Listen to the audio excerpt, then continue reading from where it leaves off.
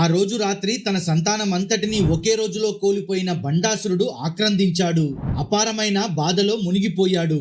ఆ బాధ నుండి పగ తీర్చుకోవాలనే ఆవేశంతో అతను తన సోదరుడు విశుక్రుడిని పిలిచి తాంత్రిక మారణ శక్తిని ఉపయోగించమని ఆదేశించాడు.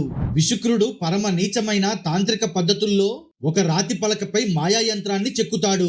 దీనినే జయవిఘ్న యంత్రం అని అంటారు.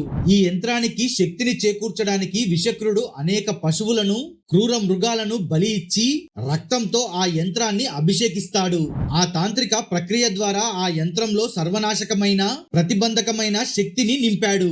విశక్రుడు మాయాబలంతో లలితాదేవి శిబిరం చుట్టూ రక్షణగా ఉన్న 3 యోజనాల ఎత్తుగల ఆ అగ్ని ప్రాకారం మీదుగా శక్తి సైన్యం మధ్యలోకి జయవిఘ్న యంత్రాన్ని విసురుతాడు. ఆ యంత్రం సైన్యం మధ్యలో పడగానే శక్తి సైన్యంలో ఒక్కసారిగా బద్ధకం, నిద్ర మరియు అనాసక్తి ప్రబలాయి. సాక్షాత్తు శ్యామలాదేవి, వారాహీదేవి కూడా ఆ యంత్రమాయకు లోనై మౌనంగా ఉండిపోతారు. అప్పుడు లలితాదేవి చిరునవ్వుతో కామేశ్వరుడి ముఖాన్ని చూసినప్పుడు ఆ దివ్యమైన మందహాసం నుండి ఏనుగు ముఖం, 10 చేతులు, ప్రకాశవంతమైన సింధూర వర్ణంతో శ్రీ మహాగణపతి ఆవిర్భవిస్తాడు. ఆయన సాక్షాత్తు లలితా పరమేశ్వరుల పుత్రుడిగా, విఘ్న వినాయకుడిగా ఆవిర్భవించాడు.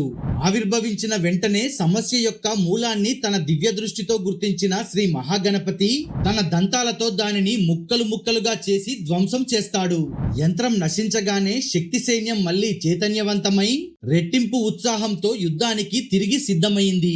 శ్రీ మహాగణపతి చేసిన మహోత్తర కార్యానికి ప్రసన్నురాలైన లలితాదేవి ఆయనను తన స్వీయ కుమారునిగా స్వీకరించి అగ్రపూజా వరం ప్రసాదించింది.